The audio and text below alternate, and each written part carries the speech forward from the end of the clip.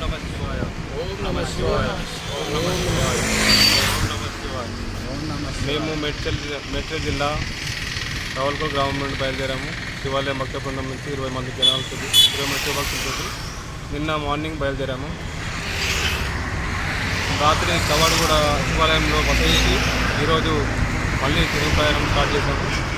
ఇప్పుడు అయ్యప్ప టెంపుల్ కుక్కుగూడలో మధ్యాహ్నం భిక్ష చేసుకొని తర్వాత మళ్ళీ బయలుదేరుతాము.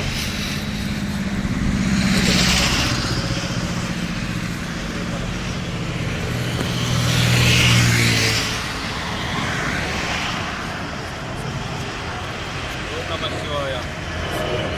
శివాయ.